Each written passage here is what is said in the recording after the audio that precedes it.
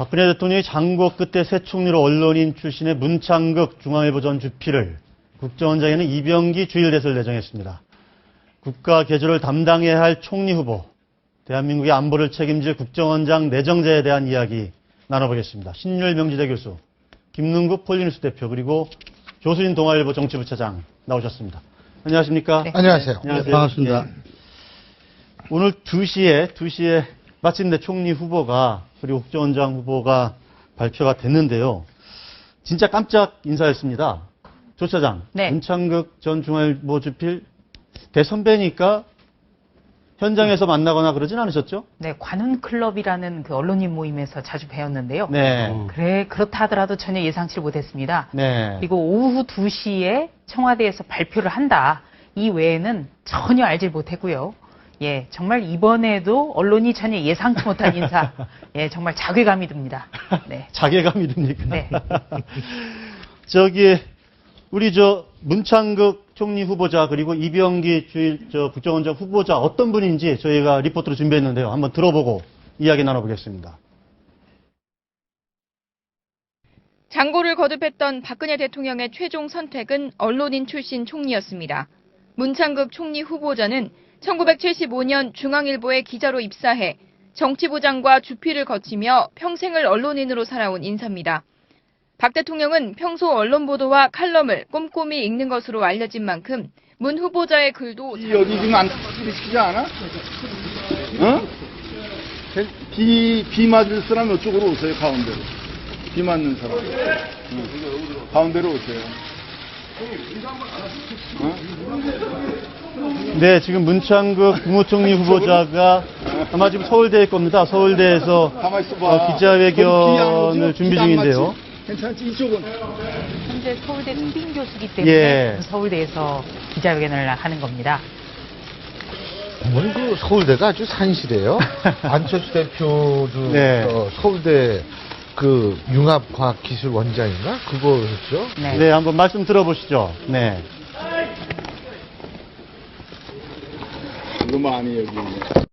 우리 후배들 이렇게 고생하는 거 보니까 제 옛날 생각이 나네요. 특히 오늘 이렇게 갑자기 비가 이렇게 많이 오는데 우리 후배들이 이렇게 고생하는 거 보니까 야, 참 언론인이 하기가 참 힘든 직업이구나 그런 생각을 다시 하게 됩니다.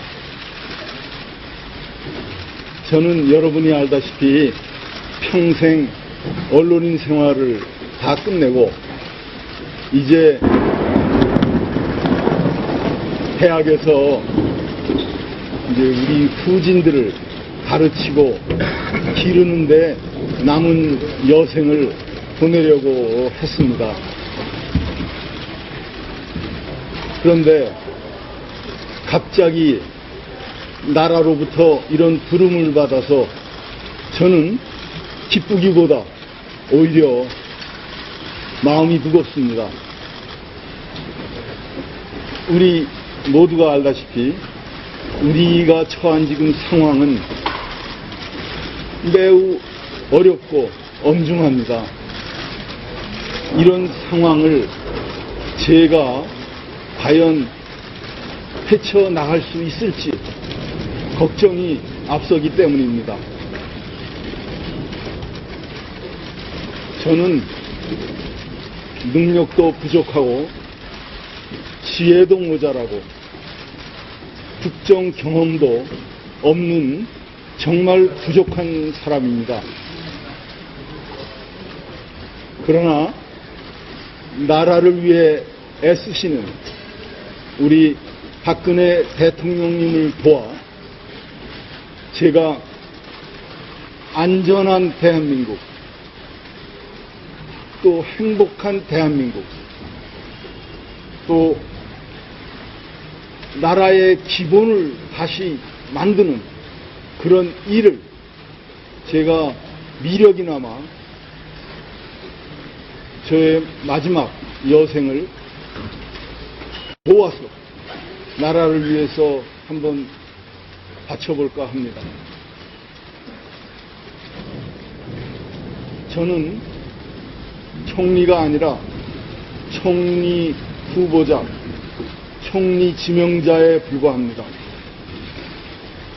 아직 남은 청문회 절차가 있습니다.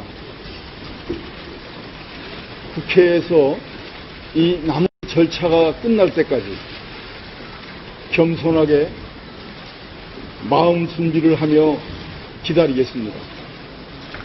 그 후에 여러분을 다시 만나서 그때 제가 말씀을 드리겠습니다.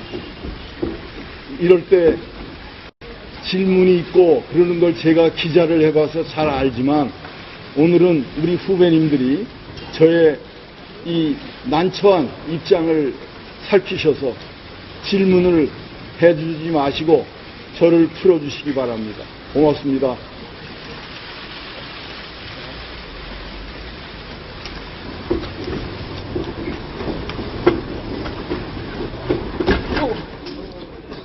네, 문창극 총리 후보자가 간단한 인사말을 하고 기자, 후배라는 말을 많이 썼어요. 예, 후배님도 언론인 출신이기 때문에. 네. 잠시 아까 리포트 문창극 후보자가 누구인지 이야기를 듣다가 현장을 연결했는데요. 문창극 후보자 누구인지 더 우리 리포트를 한번 들어보고 이야기를 좀 나눠보겠습니다. 네.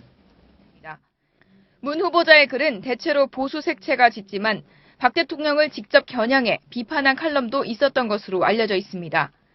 소신 있고 강직한 언론인 출신으로 그동안 냉철한 비판의식과 합리적인 대안을 통해 우리 사회의 잘못된 관행과 적폐를 바로잡기 위해 노력해온 분입니다. 이를 두고 박 대통령의 선친인 박정희 전 대통령이 제3공화국 초대 총리로 최두선 동아일보 사장을 내정했던 것을 모델로 삼은 게 아니냐는 분석도 나옵니다. 당시 동아일보는 야당을 지지하고 박 전 대통령을 비판하는 데 앞장섰기 때문에 파격적인 기용이란 평가가 나왔습니다. 또 문 후보자는 충북 청주 출신으로 지역 안배에도 신경을 쓴 것으로 알려졌고 안대희 전 후보자가 정관예우로 낙마한 만큼 미세한 현미경 검증도 거친 것으로 알려져 청와대는 검증상 크게 문제될 게 없다고 보고 있습니다. 채널A 뉴스 이연수입니다. 이병기 국정원장 내정자는 서울대 외교학과를 나온 외무고시 출신입니다. 케냐 주재 한국 대사관에 근무하던 중 1981년 전두환 정부에서 노태우 당시 정무장관의 비서로 발탁됐습니다. 이후 노태우 정부가 들어서면서 청와대 의전수석 비서관을 지내는 등 제6공화국의 실세로 부상했습니다. 김영삼 정부 시절에는 국정원의 전신인 국가안전기획부장 특보와 2차장을 지내기도 했습니다. 2002년 대선을 앞두고는 한나라당에 입당해 이회창 당시 후보의 특보로 활동하며 정치권과 연을 맺었습니다. 박근혜 대통령과의 인연은 2004년 3월 한나라당 대표 선출 당시로 거슬러 올라갑니다. 이후 이 내정자는 2007년 대선 경선 때 박근혜 당시 후보 캠프에서 선거대책 부위원장을 맡아 외교 안보 분야의 자문을 도맡았습니다. 현 정부 들어서는 초대 주일대사로 발탁돼 정부의 대일 외교를 이끌어왔습니다. 이 내정자는 외교와 안보 분야의 특출한 인물로 평가되지만 그동안 보수 정권의 권력자와 끈끈한 관계를 유지해오며 보수 쪽에 편향된 게 아니냐는 지적도 나옵니다. 채널A 뉴스 노은지입니다. 네, 문창극 후보자 그리고 이병기 후보자 어떤 분인지 저희들 리포트를 통해서도 한번 살펴봤는데요. 계속 이야기 나눠보겠습니다. 좀 전에 문창극 후보자의 간단한 기자회견 어떻게 보셨습니까, 신율? 예. 사실 안대희 전 대법관의 기자회견하고 굉장히 극명하게 대비를 이룬.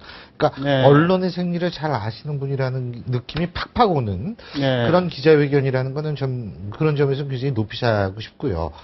단 지금 총리는 세 가지의 과제가 있다고 봅니다. 첫 번째는 지금 세월호 참사 때문에 어수선해진 전국을 국민의 민심을 잘 수습하는 것. 두 번째는 관료사회 개혁을 하는데 네. 이 관료들 공무원들을 다독이면서 관폐와 척결을 비롯한 관료사회를 개혁하는 일. 세 번째로는 야당과의 원활한 이 통로를 개척을 해서 예. 세월호 관련 법들을 빨리 통과시키는 이 세 가지 임무가 저는 일단은 있다고 보는데 예. 저는 일단 좀 걱정이 되는 게 본인도 아까 국정 경험이 없다라고 말을 했는데 이 관료 사회를 다독이기 위해서는 관료의 생리를 잘 알아야 되는데 네. 언론인 출신들이 이 객관적인 이 객으로서는 많이 봤지만 진짜 속마음을 알기는 제가 힘들다고 보거든요. 그래서 그런 측면에서 조금 네. 걱정이 되고요. 예. 두 번째로는 사실 좀 컬럼이 네. 이 컬럼 얘기 조금 이따 다시 하시죠. 그래서 조금 예. 국민화합도 조금 걱정이 되는 네. 부분은 분명히 있습니다. 지금 이제 언론인 출신 총리인데요. 그 전에도 저희 리포트에서도 보도해 드렸습니다만은 최두선 전 동아일보 사장이 계시고 그 뒤에 이제 김대중 정부 말기 때 장대환 매일경제 낙마하셨죠. 사장 이제 네. 총리 후보자까지는 됐었죠. 예, 예. 예. 그런데 기자 출신으로는 처음인 게 분명한 것 같습니다. 기자 출신. 예. 기자 출신 총리 어떻게 보십니까? 그런데 저는 다른 것보다도 어쨌든 박근혜 대통령께서 대선 때 공약했던 책임 총리를 네. 세월호 참사 이후에 드디어 하시겠다. 네. 지금 국민적 기대는 그게 모아져 있다고 봅니다.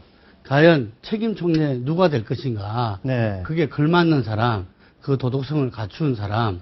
이런데 지금 우리가 겸손 모드라고 지금 그러셨는데 겸손 모드도 좀 잘하는 사람이 자기의 능력을 갖다가 좀 낮춰서 이야기할 때 겸손 모드인 거지. 아예 잘 모르는 사람이 잘 모른다는 건 겸손 모드가 아닙니다. 이게 자기 잘 고백이 모른다는 걸 어떻게 단정할 수 있죠? 아니, 자기 이게 예를 들면 본인도 이야기했잖아요. 국정 경험이 없다. 그건 객관적으로 부족하다 그랬죠. 국정원이 부족하다. 예. 국정 경험은 없는 거죠. 네. 부족한 게 국정 경험을 말하는 거죠. 예. 잘할 수 있을지 없을지는 모르는 거죠. 하지만 국정 경험이 없는 거죠. 이럴 때 과연 금방도 말씀하셨지만 관료 척표를 청산해야 된다. 이런저런 이야기도 하셨는데 그러면은 그쪽을 잘 알아야 되는 거죠. 모르다 보면 전부 다 관료의 어떤 나중에 꼭두가시 돼버려요. 이게 책임있게 들어갔던 분들이. 예. 그래서 저는 장구 끝에 악수 아닌가 그런 좀 생각이 비판적인 듭니다. 견해신데, 그러니까 국정 경험이 없다. 국정 경험을 해본 적이 없기 때문에 오히려 휘둘릴 가능성이 있다. 뭐 이런 취지의 이야기신 것 같은데요. 우리 조 차장. 예. 제가 잘 아는 분이요. 예, 검사 출신의 고위직을 지낸 분인데 어제 밤까지 김기춘 대통령 비서실장으로부터 간곡한 설득을 받았습니다. 제발 좀 총리를 해줬으면 좋겠다. 근데 이분이 끝내 고사를 했거든요. 그래서 어떻게 보면 이 문창극 전 대기자 인선은 찾다가 좀 궁여지책으로 선택을 한 게 아닌가라는 생각도 들고요. 조금 이분은 굉장히 비판의식이 냉철한 분인데 지금 가장 총리에게 필요한 부분은 세 가지라고 봅니다. 크게. 첫 번째는 국가 대개조론에 있어서 지휘를 할 수 있는지, 그다음에 두 번째는 적폐의 척결 문제, 그다음에 세 번째는 책임 총리제를 과연 구현해낼 수 있는지, 네. 바로 이 점에서 적임자인지 앞으로 조금 검증을 해봐야 될 것 같고요. 또 하나는요, 안대희 전 총리 후보자와는 달리 중앙청사가 아니라 지금 몸담고 있는 서울대에서 기자회견도 네. 아주 좋았습니다. 그리고 후배님들 살피셔서 저에게 오늘은 질문을 해주지 마시고 이런 극존칭을 쓰면서 굉장히 겸손한 모드. 나는 부족한 사람이다라는 말을 여러 차례 했는데요. 예. 조금 거슬리는 부분은 지난해 8월에 김기춘 대통령 비서실장 내정 발표 때 김 실장 기억나는 멘트가 있습니다.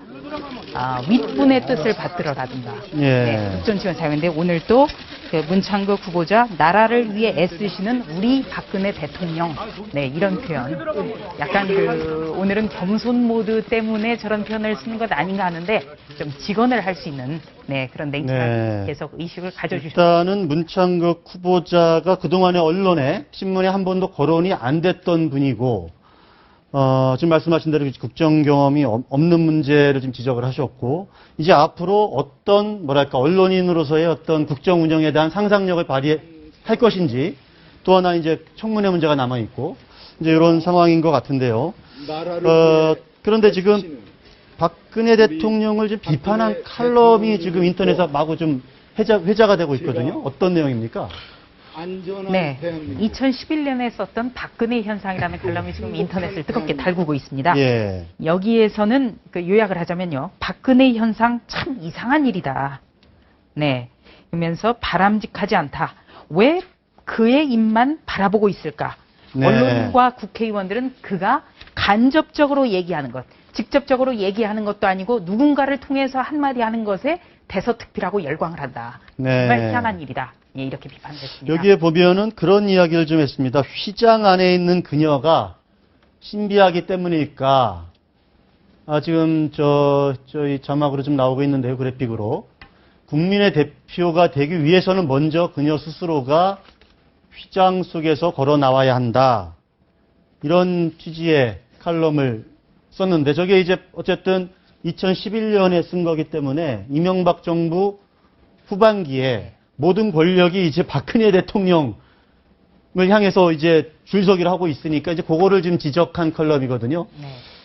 근데 이제 사실 다양한 컬럼이 있었어요. 예. 그러니까 김대중 전 대통령 돌아가시기 전에는 마지막으로 회의할 일이 있다. 네. 이런 컬럼을 썼습니다. 그러니까 네. 김대중 전 대통령을 둘러싼 의혹에 대한 어떤 해명이 필요하다. 그런 예. 취지의 칼럼도 썼고요. 예. 노무현 전 대통령이 서거하고 나서는, 그러니까 이 공인으로서 이렇게 끝나면 안 된다. 물론 굉장히 애석하게 생각해서 그렇게 썼을 수도 있지만 예. 장례 절차에 대해서 그것도 그래서 고려돼야 된다라는 컬럼을 쓴 적이 있고요. 예. 근데 이제 저는 사실 그래요. 언론인으로서는 저는 저렇게 쓸 수 있다고 보고 써야 된다고 봐요. 또 자기의 생각을 거침없이 쓸 필요가 있는 거죠. 예. 근데 문제는 뭐냐면 언론인으로서 그렇게 거침없었다가 이 총리라는 직책이 그게 또 어울리느냐? 예. 그렇게 거침없는 언론인이 그건 좀 다른 문제라고 생각하거든요. 그래서 예를 들면 화합을 시켜야 되는 그런 차원에서 예. 사실 과거에 이 톤이 좀 너무 셌기 때문에 그게 좀 전 사실 화합에 맞는 인물인가 좀 그게 이제 마음에 걸릴 수도 있다. 네. 야당에서 아직 공식 반응을 안 내놨죠? 예, 야당에서는 조금 전에 예. 예, 이 프로그램 진행 직전에 내놨는데요. 문 후보자는 냉정한 비판 의식이 있지만 국민 통합과는 거슬린다. 바로 이제 2009년 김대중 전 대통령 서거 당시에 쓴 칼럼이 문제가 됐습니다. 그때 김대중 전 대통령의 어떤 스위스에 있는 예. 비자금을 찾아내야 된다라는 네. 주제의 칼럼을 써서 김대중 대통령이 영원한 복심이라고 불리는 박지원 의원 등이 그때 고소를 했던 기억이 있고요. 예. 2010년에 가장 우리 사회를 달궜던 화두 중에 하나가 무상급식인데요. 예. 이때 무상급식 하자는 것은 사회주의적인 발상이다. 예, 이런 칼럼을 써서 야권으로부터 굉장히 강한 반발을 불러왔습니다. 네. 일단은 이제 보수적 어떤 성향은 있다 이렇게 좀 보여질 수가 있겠네요. 비판적 의식과 함께. 네. 그런데 이제 흥미로운 게 보수 시민단체들도 네. 굉장히 판단을 지금 좀 거의 유보하고 있습니다. 지금 내정됐기 때문에 좀 예. 지켜봐야 된다. 예를 들면은. 그래서 그게 이제 제가 볼 때는 이분이 아까 말한 대로 어떤 기자로서의 어떤 냉철한 소신이 예. 분명히 있다 보여집니다. 예. 그런데 지금 현재 필요로 하는 부분에서 이런저런 부분에서 어쨌든 공통점이 국민 대통합, 예. 국민 전체의 마음을 수습하는 이런 어떤 총리의 어떤 그 위상과 역할이 필요한데 이 우려되는 것이 이분이 평소에 자기 소신이 지금 겸손 모드로 갔지만 제가 볼 때는 어떤 이데올로기 문제 네. 이 부분에는 분명히 각을 세울 네. 것 같아. 예. 그 점이 좀 상당히 우려돼요. 예를 들면 이제 비법조인에서 이제 뭐 고르려고 했다는 그런 네. 점이 하나 있을 것 같고요. 또 하나는 이제 충북 청주 출신인데 충청권 출신, 그러니까 PK가 아닌 지역에서 좀 고르려고 했던 측면이 또 하나 있었던 것 같고, 또 하나는 이제 청문회를 무사히 통과할 사람이냐, 네. 뭐 이런 것들이 아마 그 복합적으로 작용한 거 아닌가 싶은데요. 근데 그 부분에 있어서요. 지금 계속 노출이 됐던 공인들, 정치인들 같은 경우에는 사실 정치하면서 온갖 소문에 시달리고 해서 이게 본의 아니게 어느 정도 검증이 됩니다. 네. 그런데 사실은 문창극 총리 후보자 같은 경우에 일반 국민들은 사실 저도 이 누구지라는 생각을 했었거든요. 그 정도로 사생활이나 이런 건 잘 모르죠. 그 정도로 예. 알려지지 않은 인물들은 이게 뭐가 튀어나올지 몰라요. 사실은. 그래서 이게 청문회 요번엔 청와대에서 천미경 검증을 했다고는 하지만 어쨌든 그것도 좀 위험 부담이 좀 크지 않을까라는 생각을 해봅니다. 아마 안대희 전 후보자의 낙마 경우가 있었기 때문에 사사치 아마, 했다고 예, 그러는데 사사치 저희 기자도 일단 현미경 검증은 했다 이렇게 좀 얘기는 네. 되고 있는데 뭐 이제 지금부터 실제로 청문회를 해봐야 되는 거죠. 우선 네. 이분이요. 관훈클럽 총무하면서 후배 기자들에게 얘기했던 게 세 딸에 대한 일화를 많이 얘기를 했습니다. 딸만 셋이다 이런 네, 말씀이죠. 요즘에 그 공직자가 되려면 제 최우선 순위가 아들이 없어야 된답니다. 네. 군대. 예. 아들. 바로 이제 병역 네. 문제 때문인데요. 예. 일단 좀 경영 문제에서는 일단은 자유로울 수 있고. 네. 네. 약간 좀 분위기가 어두워서 가벼운 농담을 해봤습니다. 예.